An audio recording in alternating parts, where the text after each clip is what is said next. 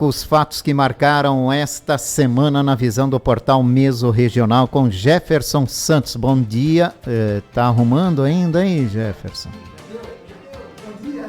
Bom dia, Jefferson Santos. Bom dia, Jorge Tais. Bom dia aqui aos ouvintes da Itaberá FM. Bom dia também quem está nos acompanhando, né, pelo YouTube e pelo Instagram do Mesorregional, YouTube da Rádio Itaberá, né? Aliás, vamos longe, né, Jorge? A gente vai muito longe, né? Acabou, não há mais fronteira para o rádio depois que surgiu a internet, né? Nossos transmissores também ganharam as ondas online. Jefferson Santos, vamos começar com os fatos desta semana. Vereador bêbado em sessão em Santa Cecília na segunda-feira que ganhou destaque nacional. Pois é, né, Jorge Tais? Dá para falar de político ainda, acho que a gente ainda tem um pouquinho de liberdade, né?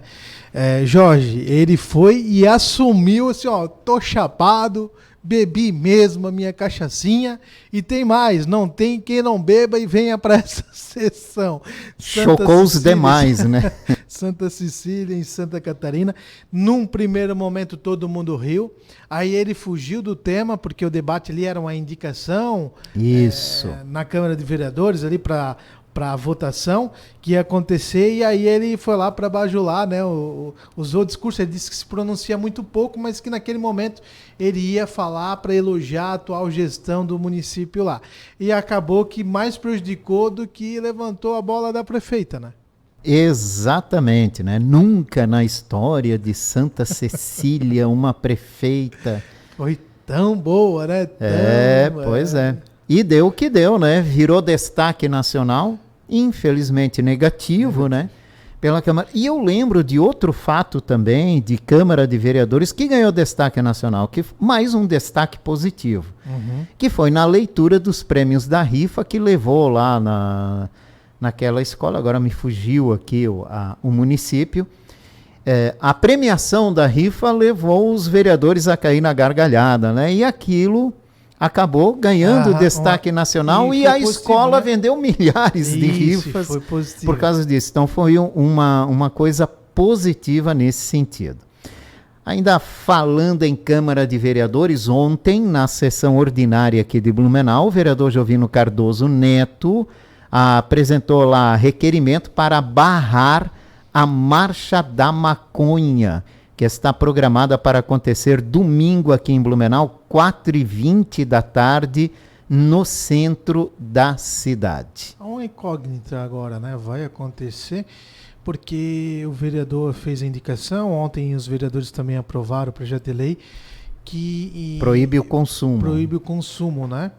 E aí aquela máxima daquele discursinho vazio de que a maconha é medicinal por parte de quem defende o uso. Maconha medicinal, existe a cannabis, né? Ou o óleo da cannabis, ou medicamento industrializado da cannabis, que as pessoas conseguem através da defensoria pública, através de algumas questões, e que essa questão já anda no Congresso, tramita no Congresso. Agora, o que não é permitido não é o fumo, né? O uso da maconha enquanto droga, né? E que isso é definitivamente um mal, né? Deixo a pergunta que eu fiz também nas redes sociais do Mesorregional. Me traga, sem esse discursinho vazio de que é um medicamento, porque não é o cigarro, não é medicamento, isso é cientificamente comprovado, que o fumo não é, nenhum deles é medicamento, aliás, faz muito mal à saúde. Qual é o único benefício? Né? Não é o único, mas me citem, vocês podem imaginar, me digam um benefício que a liberação das drogas vai trazer, porque essa marcha luta para a liberação das drogas, luta para a liberação da droga, da maconha, e a maconha é uma droga, então isso é um fato. Aí o vereador Jovino, né, pela questão religiosa dele, histórico dele, foi lá, se demonstrou contra. Poucos vereadores se manifestaram contrários à lei que proíbe o uso. Vereador Bruno Cunha, apesar de ter votado a favor do projeto, questionou muito o projeto, né? Questionou, rebateu. O vereador Adriano ali meio que, não sei se passou mal, o que aconteceu.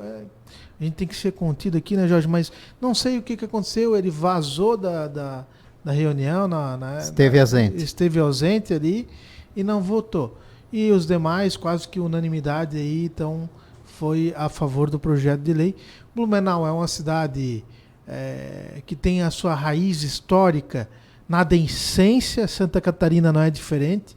Gente, eu realmente não quero achar, e não é só achismo, né, uma certeza, de que o consumo de drogas é normal. Não é normal. Isso é um problema de saúde pública, de criminalidade. Se cada um maconheiro, né, isso não é palavrão, né, Jorge, pagar o seu tratamento no futuro, façam uso, mas vai todo mundo para a fila do SUS depois. E aí vai reclamar que está sendo mal atendido, que tem fila de espera, e vai tirar, né, o lugar, vai tirar o atendimento daquele que cuidou da sua saúde, mas mesmo assim teve um problema.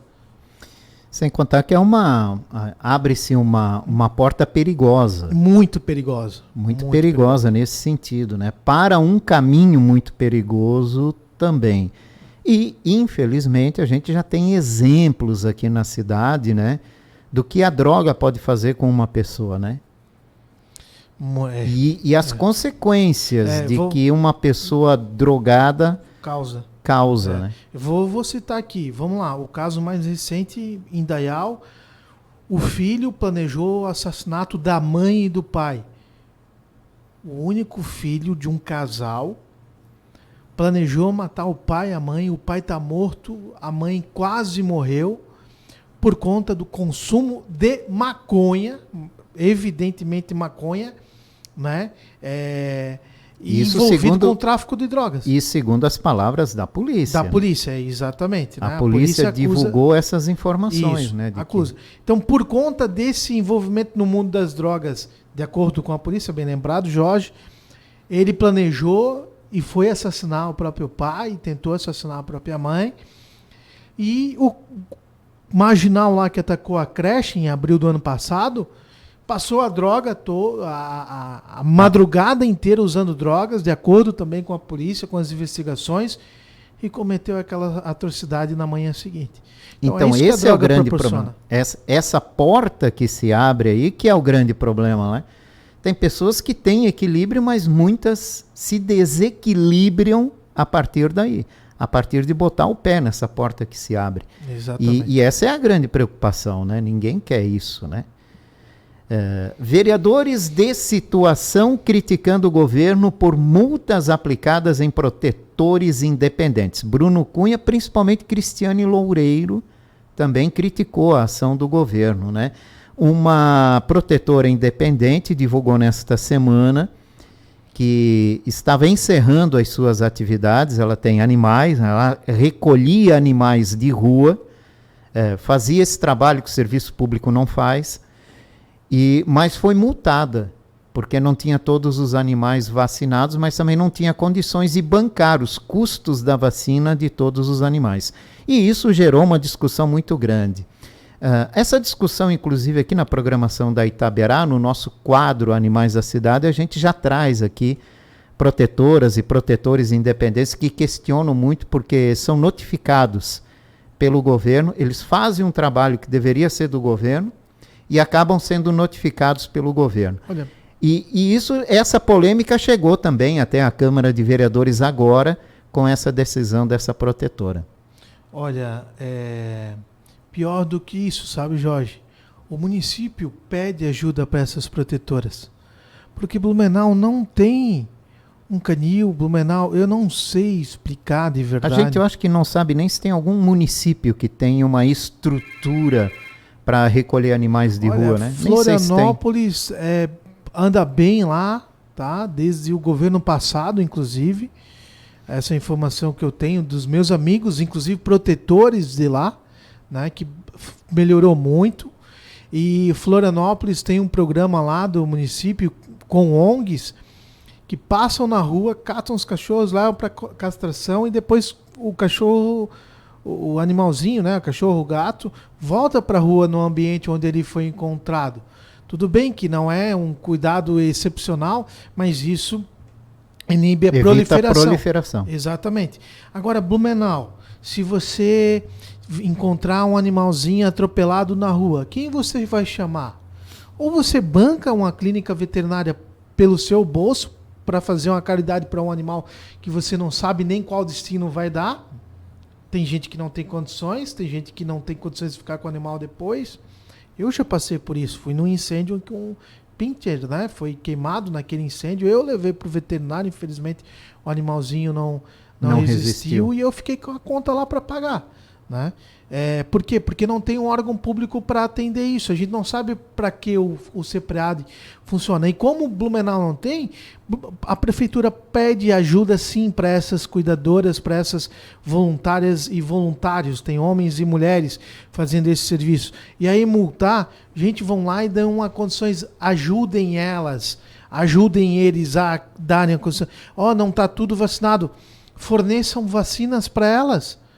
Cada vacina R$200 aí, dependendo do porte do animal, né? A combinação das vacinas, a castração é dever do município isso, gente.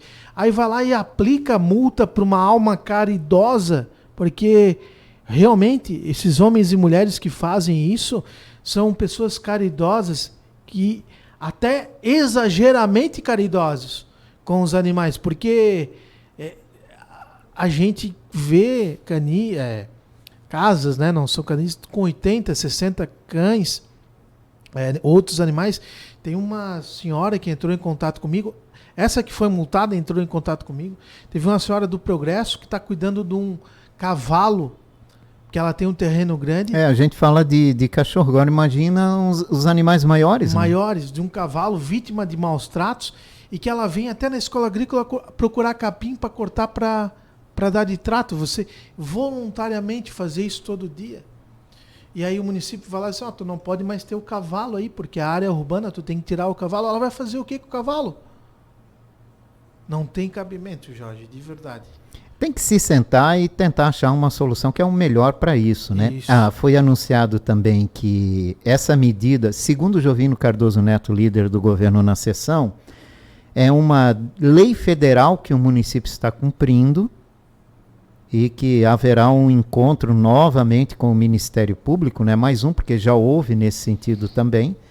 Haverá mais um encontro para tentar se chegar a uma solução. Como você falou, talvez, né, o auxílio do governo a esses protetores independentes possa vir a ser uma solução para esse caso. Aqui a gente já falou muito também em outro problema que tem, que é o custo.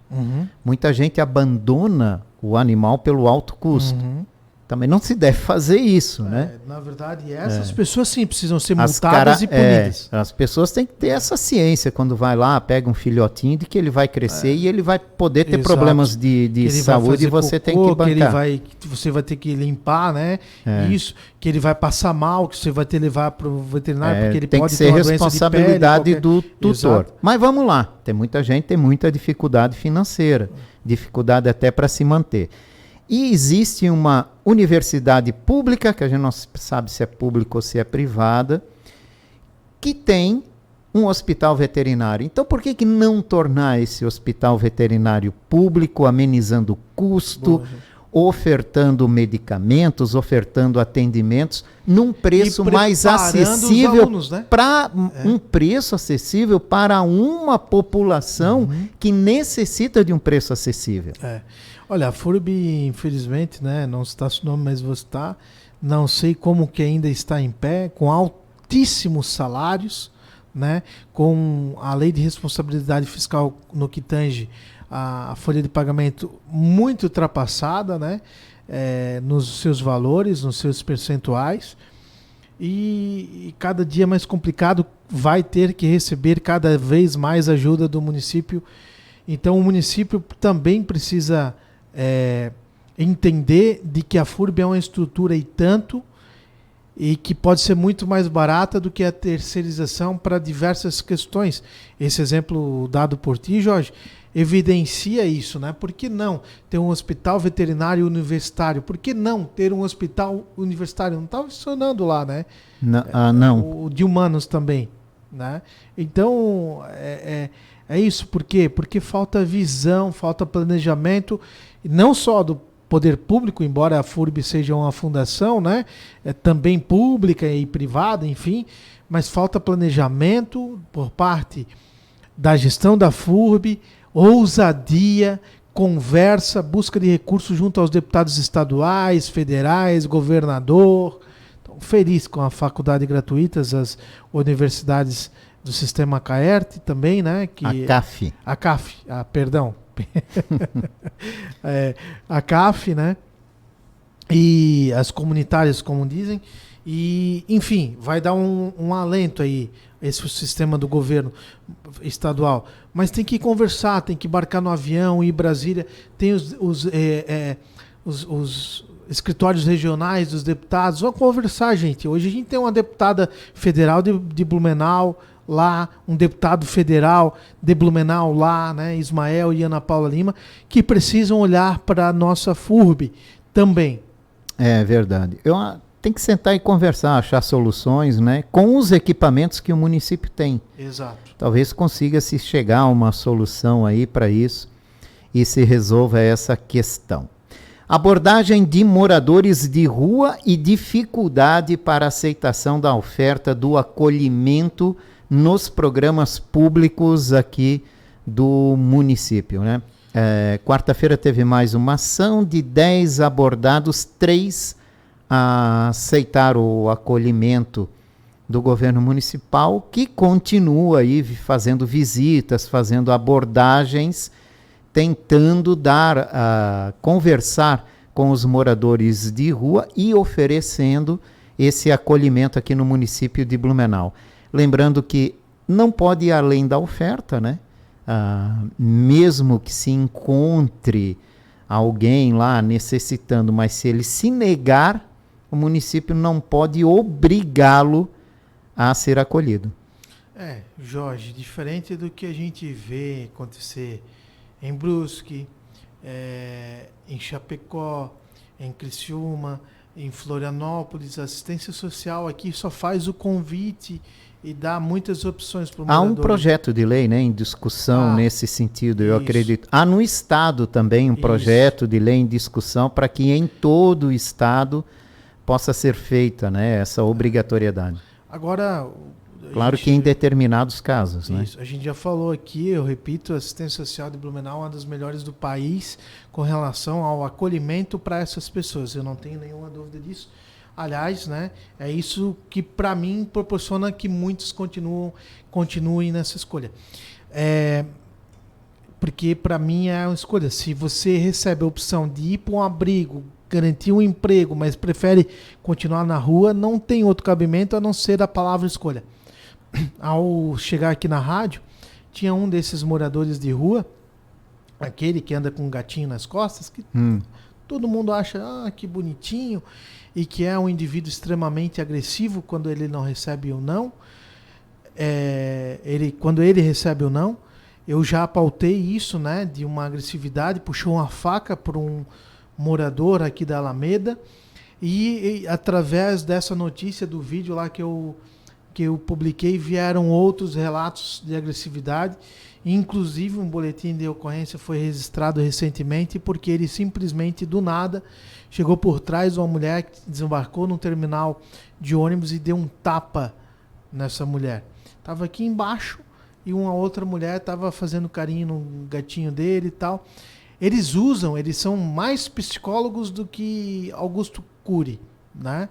O psicológico deles é muito mais treinado para nos convencer a fazer aquele jeitinho ditadinho. Eu ando com o gatinho, olha que lindinho aqui, o gatinho, enfim, né? Para atrair pessoas, para ganhar dinheiro, mas na verdade o seu dinheiro, quando vai para um morador em situação de rua, que você acha que você está fazendo caridade, não, você está alimentando o mundo do tráfico de drogas, alimentando a boca de fumo, o traficante, porque a maior parte desse dinheiro que é arrecadado por eles vai para o consumo de drogas. E eu aprendi uma frase, enquanto, né, religioso, cristão, enfim, não sou religioso, mas sou cristão, de que a gente não deve dar esmola. nós devemos ser esmola. Assim, né, Jesus foi na vida, né? Ele foi esmola. Ele não dava esmola. Ele mostrava o que as pessoas deveriam seguir, dava oportunidades para ela. E quando você dá dinheiro, você não está dando oportunidade. Quando você paga o almoço daquela pessoa, você está permitindo que ela tenha o alimento daquele dia para permanecer na rua. Porque ela tem a certeza de que amanhã ela vai ganhar também. Mas se ela procurar assistência social, um tratamento químico, ela vai ser ressocializada e voltar à vida que talvez ela teve antes ou uma vida ainda melhor. Como a gente tem números históricos para contar de gente que deixou o mundo das drogas. O secretário nacional de assistência social, né, e de combate às drogas viveu por 28 anos na rua.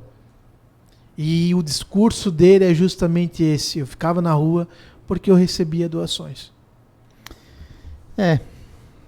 Mas o cidadão tem coração, né? O cidadão tem coração mole, né? Principalmente aqui na nossa região. Sim. Olha, e a situação da dengue, hein, gente? A gente teve mais de 200 pessoas contaminadas nos últimos 7 dias, dá mais de 30 por dia sentindo sintomas da dengue. Quem pegou dengue, que teve os sintomas, diz que é uma dor terrível, né? Sim, graças a Deus. Febre muito alta, dor no corpo inteiro, uma situação muito ruim. Ontem, segundo o boletim da Secretaria de Saúde, 24 pessoas hospitalizadas, 3 em UTI.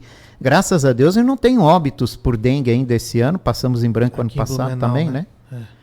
Mas agora, o estado já tem 14. Joinville 5, né? Um bebê de um mês e pouco, lá, um ano e pouco, não, um mês e pouco, né? É bem novinho, né? Eu não sei exatamente a idade, mas é recém-nascido isso aí. Isso aí. E no Brasil todo já são mais de 1 milhão de casos. A dengue, ela se espalhou no mapa brasileiro. Exatamente. E parece que está fora de controle. E nós temos que agir para controlar isso, né? Não é culpa do governo, como alguém quer. Não, alguns querem implantar, né? Aliás, olha, Jorge, amanhã, inclusive. A capa do Mesorregional é sobre a dengue aqui, vou mostrar para vocês, né? Temos 2 reportagens aqui sobre a dengue, ações do governo federal, dos governos estadual e municipais, de agir em escolas, por exemplo, para instruir. Agora, a culpa verdadeiramente dessa proliferação é nossa, enquanto cidadão, porque será que você já consultou ali o seu redor, se tem... Meu terreno onde eu moro, onde é o Mesorregional, é muito grande. Eu tenho bananeira, jabuticabeira, laranjeira, né? Enfim, tenho um verdadeiro pomar em casa, né? Então, fui cortar um cacho de banana e lá em casa a gente usa repelente. E quando cortei o cacho de banana e voltei para dentro de casa, vieram mosquitos comigo, pernilongos, né? O mosquito da dengue, inclusive. E eu, assim, mesmo com repelente, ele vem me rodear para achar aqui um espacinho para onde... Então, o perigo, né? E a gente cuida lá. Eu pulverizo, né? Com repelentes. E essa é a grande questão, tá, gente? Você sabia que uma vela de comum, né, com citronela, por exemplo, deixa uma velinha acesa, com muito cuidado para também não correr um risco de incêndio, e se sair apague, né? Mas deixe no ambiente da sua casa. Ela vai afastar não só o mosquito da dengue, mas muitos insetos. Faça um teste apenas com a vela comum. Sabe quando a gente às vezes vai temperar uma carne, alguma coisa assim, acende uma vela comum, aquela de parafina mesmo, sem essência alguma, já vai afastar as moscas. Para vocês terem noção de que dá resultado, tá? Mas a de citronela é cientificamente provado que afasta os mosquitos. Então, e repelente nas crianças.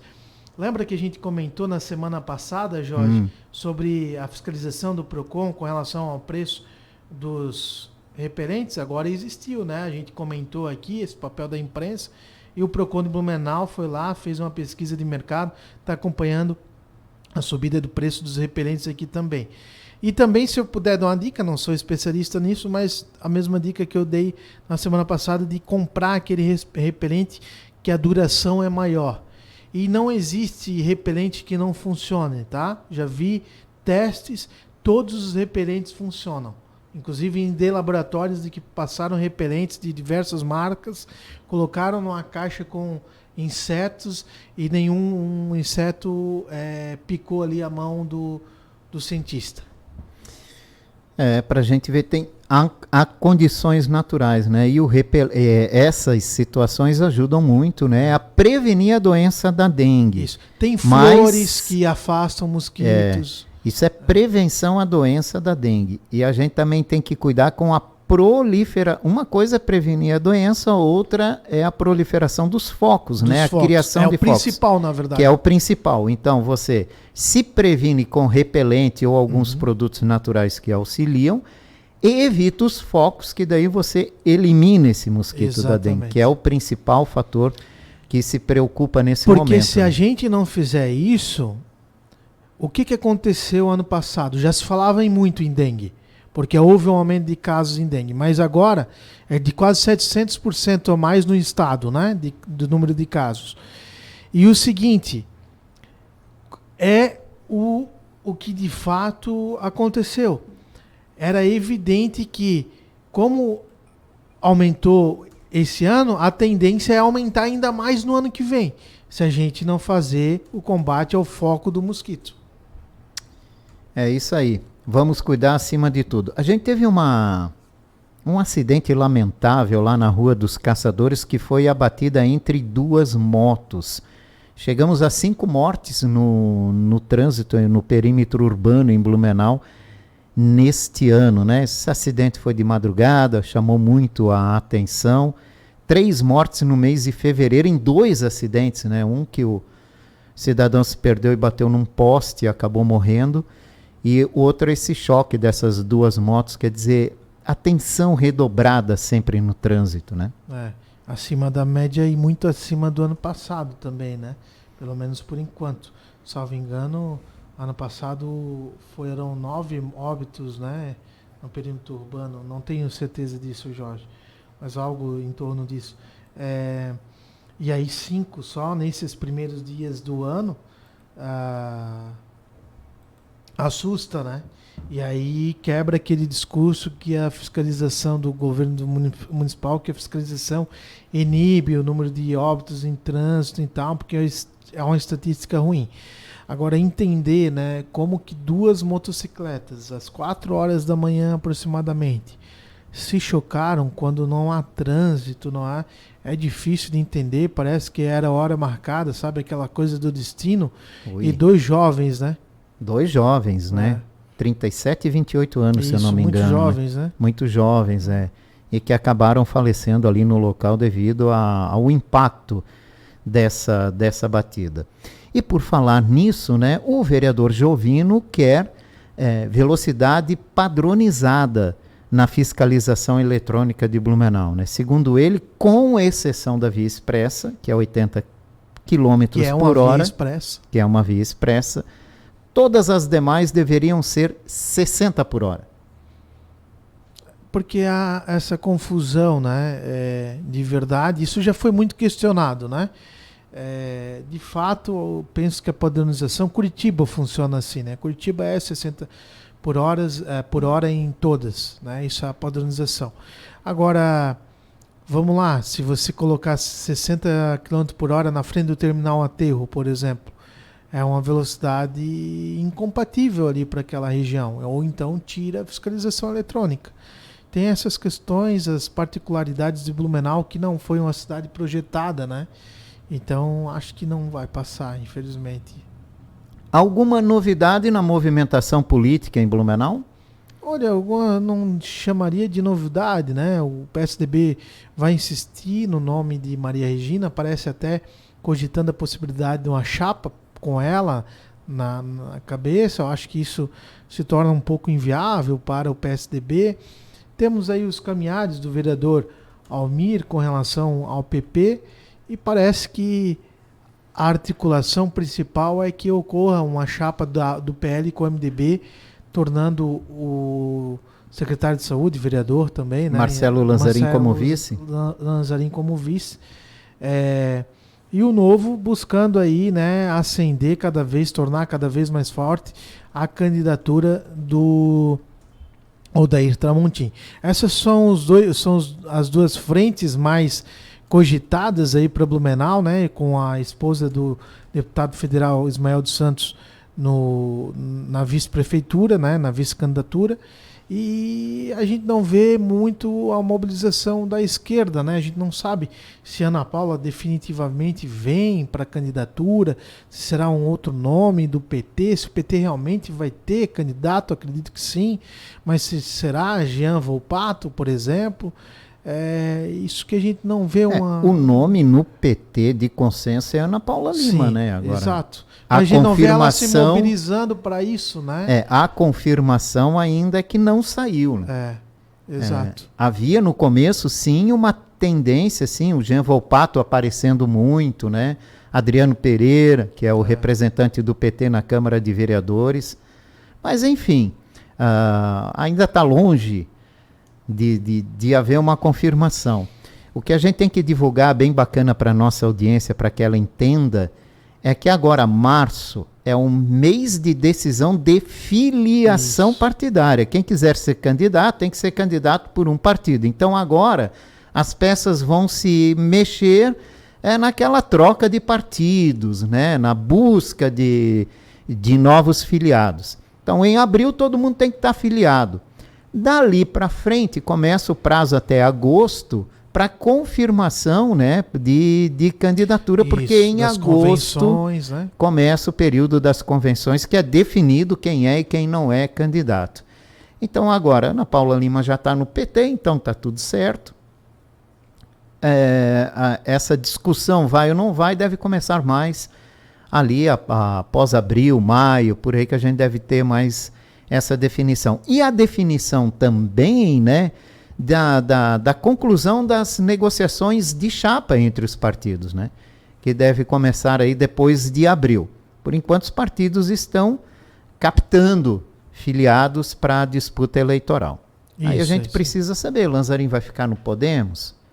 Vai para o MDB, como já foi cogitado também? Há essa possibilidade, não é? E aí então, outros também. E outros parlamentares que podem mudar de sigla. A própria Cristiane Loureiro, né? Não sei se ficará no Podemos, que tem essa situação do posicionamento dela ontem, por exemplo, né?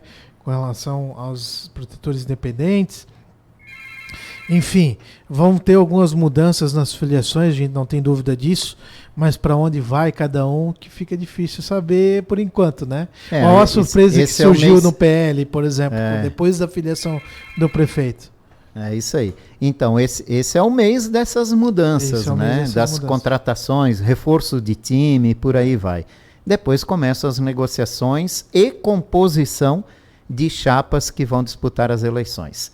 Jefferson Santos, obrigado pela participação. Jorge, antes de finalizar aqui, tenho que fazer uma correção, né? Esse é o papel de jornalismo. Nós aqui somos independentes, né?